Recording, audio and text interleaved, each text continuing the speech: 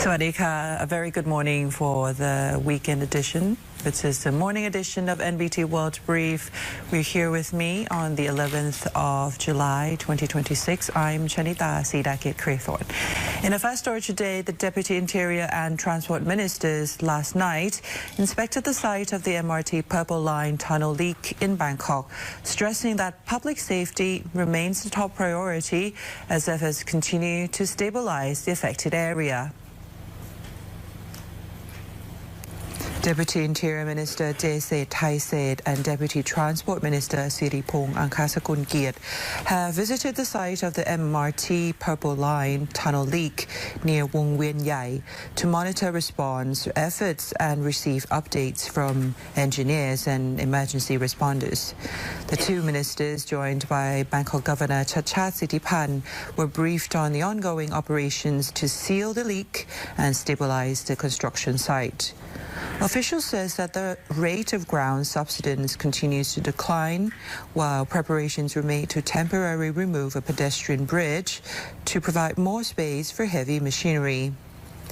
They also stressed that the recent expansion of the controlled area is due to safety protocols and does not indicate the situation has become more severe.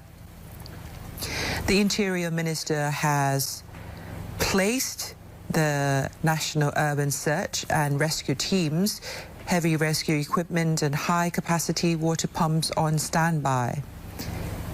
Engineering experts are also assessing the structural impact, while the Metropolitan Water Works Authority is supporting tests to identify the source of the leak. The assessment is expected to be completed today with the aim of resolving the situation as quickly as possible while minimizing disruption to the public. 3 crew members of the MAYUREE vessel have filed a lawsuit against the ship's owner and related parties seeking compensation after claiming they were ordered to sail through the Strait of Hormuz during the conflict between the United States and Iran. 3 surviving crew members of the MAYUREE vessel, accompanied by their family and lawyer, have filed a lawsuit with the Central Labour Court seeking compensation from the ship's owner and related parties. The plaintiffs claim the company ordered the vessel to sail through the Strait of Hormuz despite heightened tensions during the conflict between the United States and Iran. The vessel was later attacked, leaving the 3 crew members dead and surviving physical and psychological trauma. 3 lawyers says that the foreign vessels have already been advised against transiting the area before the incident, but the company continued the voyage. He says that several crew members have since developed post-traumatic stress disorder or PTSD, leaving them unable to return to work at sea. The lawsuit also alleges they were unfairly dismissed and did not receive adequate compensation or medical support in violation of Thailand's Maritime Labour Act. The Central Labour Court has accepted the case and scheduled its first hearing on September 18th. The lawyer says that the case will proceed directly to trial without mediation and has invited other affected crew members diagnosed with PTSD to join the legal actions.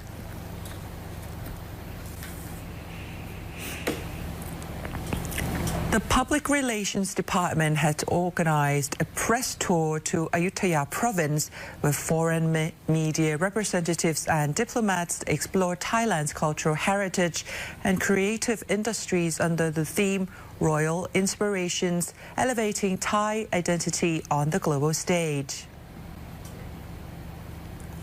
The program brought together foreign media representatives, diplomats and opinion leaders to explore how traditional knowledge and local craftsmanship are being transformed into economic opportunities while helping to improve quality of life in local communities.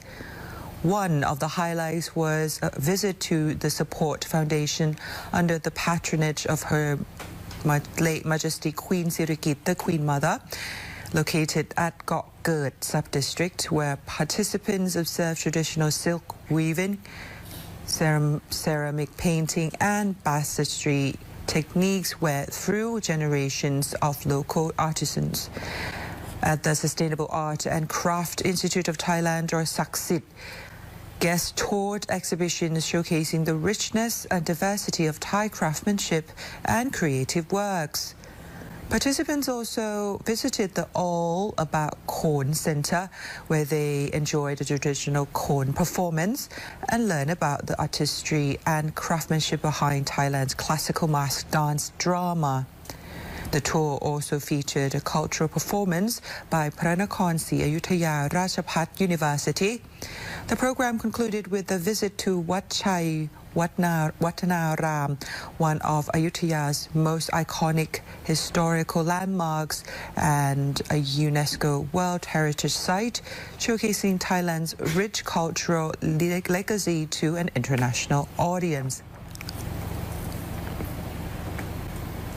And that brings us to the end of this morning's NBT World Brief. You can scan the QR code on your screen to stay updated with our full range of stories. We will meet again after the midday edition. And I'm Shanita Sirakit Freethorn. Sawasdee ka.